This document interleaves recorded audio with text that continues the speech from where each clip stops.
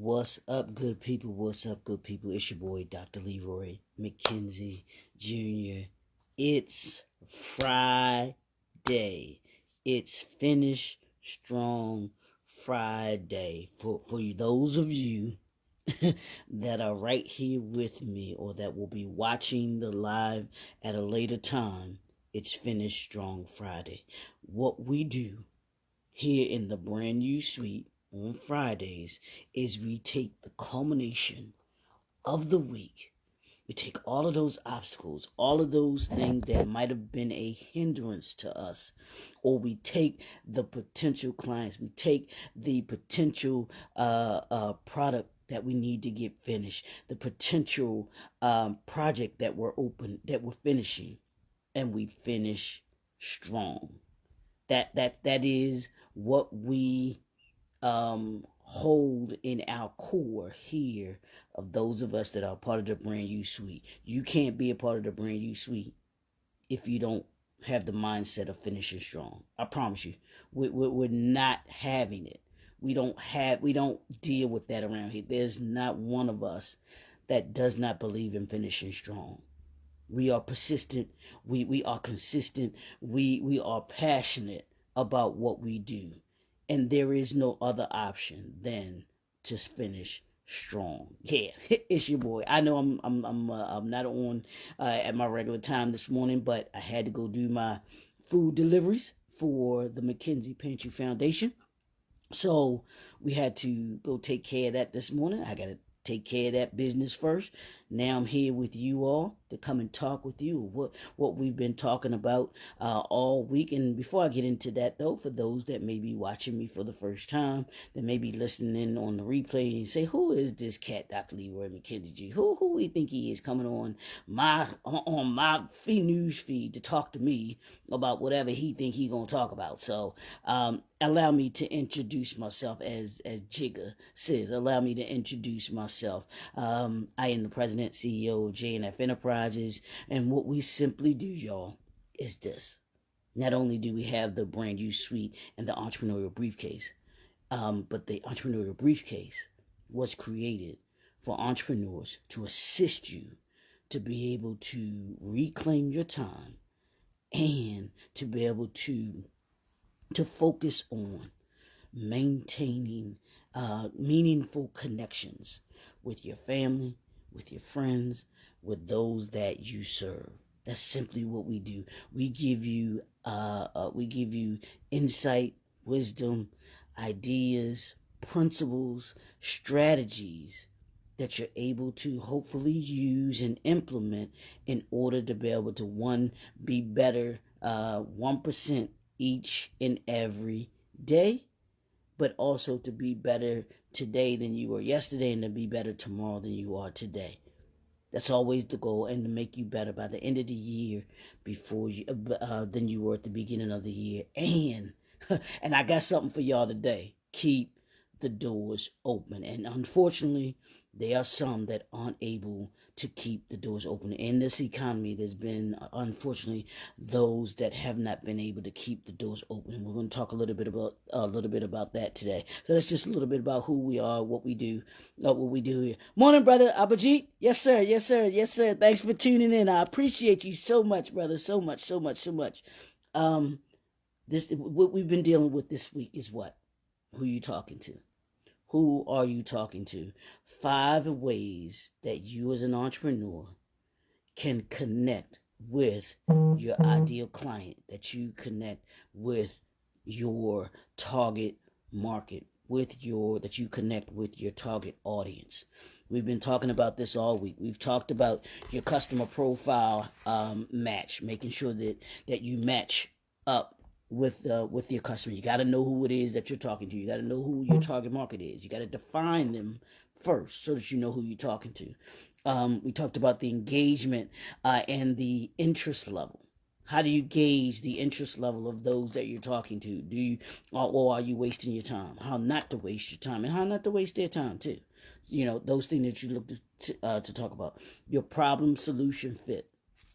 Does your solution, does your answer fit their problem that they have. You got to be talking to the right people. If your answer doesn't solve their problem, they're not gonna be bothered with you. We all know that. What's up, Dwight? Morning, bro. Um, Next, the willingness to buy. Are they willing to buy? Are they listening to buy? Are you saying the right things in order to move them from listening to you to actually purchasing? Is the need there? Is the benefit there? Is the value, the need, benefit, and value? I gotta write that down. That's real good. They gotta see a need, they gotta see a benefit, and then they have to see a value.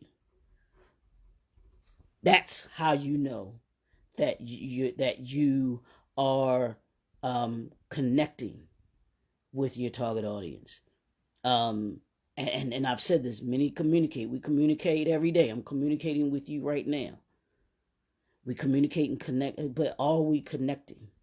When you connect with your target market, when you're connecting with them, when you're effectively connecting with them, they're going to come away with those three things. They're going to understand that you're going to meet their need. They're going to see the benefit of your product or service, and then they're going to see the value that you offer. Hey, Bernice, morning, lady. Hey, how you doing? But those are three. That's three ways. That's what we talked about yesterday with the willingness to buy. Today, we're going to talk about the feedback resonance. What do I mean by feedback resonance? What I'm talking about that is when you pitch or when you're talking, when you're connecting to your product to your ideal client, listen carefully to the feedback that you get. Yeah, if they understand your value proposition, without much explanation, they get what it is that you're saying. They see the answer that you have to their problem, and they provide positive or constructive input that aligns with your product's direction. They are more likely, within your target market.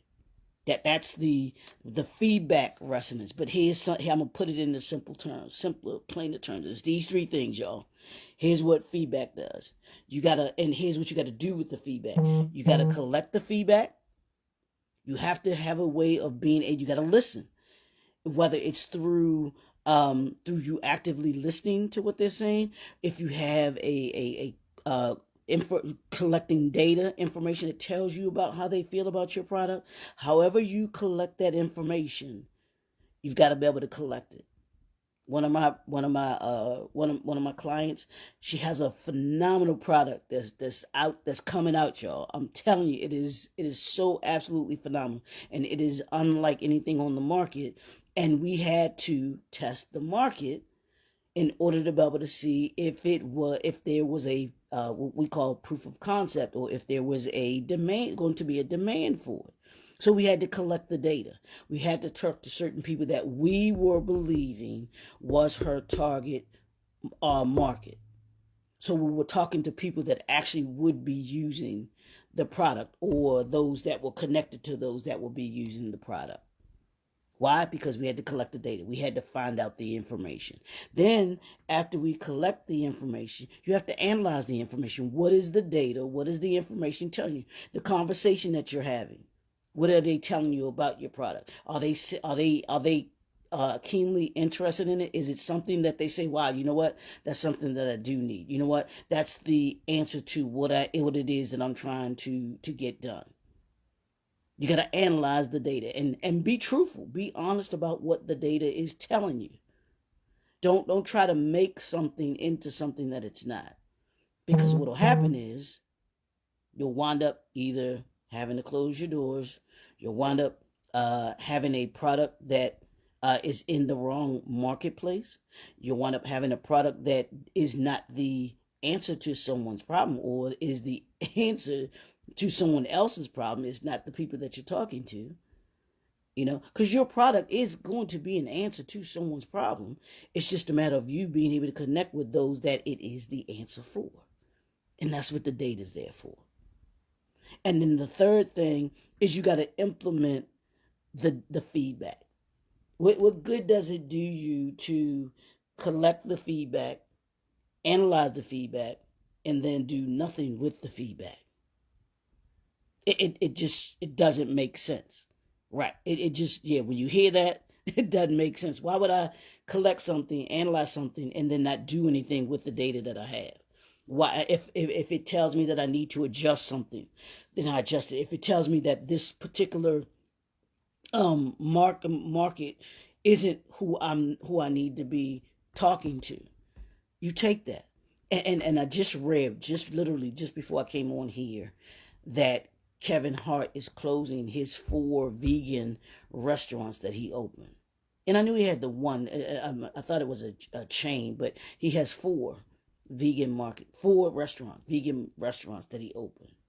Now, my question to Kevin would be, did you collect the data? His doors, they're closed. They're closing. Did you collect the data? Did you analyze the data? And then did you implement the data before you even open these stores? Because remember what I told y'all. What did I tell y'all? And this has been within 3 years. What did I tell you? Within the first year, only 20% of businesses fail. 8 out of 10 businesses do well in the first year. They survive the first year. After the second year into the third year, and by year 5, what did I say? 50% of the businesses fail. Part of the reason why they fail or their doors close, they didn't collect the data, they didn't analyze the data, and they didn't implement the data. That's what happens when when you don't listen to, or when you don't connect with your ideal client, when you don't communicate with your ideal client. If you're going to connect with your ideal client, they'll tell you exactly what they want. Now, not that, because there are vegans out here, so we know that that's the answer to someone's problem. Someone that wants to eat vegan, they're going to eat vegan. But you have to be you have to understand where you're placing your vegan stores. Is there a market in their area? Are you connecting with those vegans that are in that area? I'm just using this as an example, y'all. But you got to collect the data, you got to analyze the data, and you got to implement the data. That's the feedback, y'all. That's the feedback that you got to do. When you're actively doing these 3 things within the feedback, the feedback resonance, it'll tell you exactly whether or not the people that you're talking to, they have they value your value proposition, and they won't need much explanation, because there's a certain market segment for those that that want your product or service. You just have to ensure that where you are, who you're talking to is in the right position. Those that place themselves in the right position, in the right marketplace, are those that will keep the doors open. They will be a part of the 33% that survive after year 5, beyond year 10. Only 33%, y'all. I keep telling y'all, only 33% of businesses last beyond year 10. I want you to be in that 33%. I want you to be that 3 out of 10. That 30 out of 100. That 300 out of 1,000. Because people are starting businesses left and right, y'all. That's not the issue. That's not the concern. The concern is what I preach, what I say each and every day here, is keeping the doors open. And when you constantly, consistently, each and every day, you work on insight, you work on wisdom, and you work on ideas and principles, and you're grounded in what you spend your time on. That's why it's so major about your reclaiming your time. What are you spending your time on?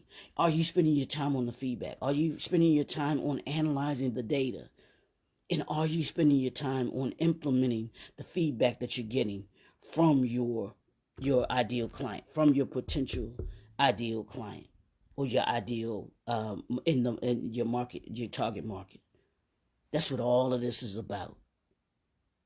I need y'all to get that. I need y'all to grab it. I wake up each and every day working on this, trying to make entrepreneurs understand this, because it's a lot of businesses out here that can be successful if they only took the time and they did utilize these principles. You put the processes in place so that you can be successful. I'm done. It's Finish Strong Friday. I know I've already been late, so I just wanted to drop that on y'all. Hope that helps you out today on this Finish Strong Friday. I need you to go out, finish strong today. Whatever you need to do with your product today, I need you to do it. Whatever potential client that you have today, I need you to go in that meeting, and I need you to close the deal. Close the deal today. I want you to go in with the mindset that if you walk away from the table, the deal does not get done. That's how important you are. That's how relevant your product and service is to the marketplace, to the industry that you're in. If you walk away from that deal today, the deal falls apart. You are that essential. And you need that person that's on the other side of that table listening to you to understand that they need what it is, the product and service that you have to offer to the marketplace. It is essential. And they need it, not just the marketplace. They need it. They can't survive without your product and your service.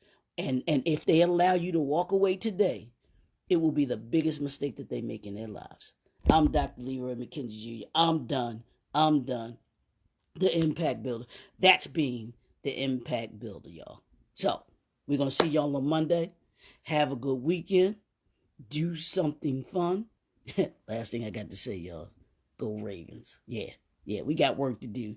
We missed it last week, but we got work to do on Sunday. So, we'll talk to y'all later. Have a great weekend. Peace.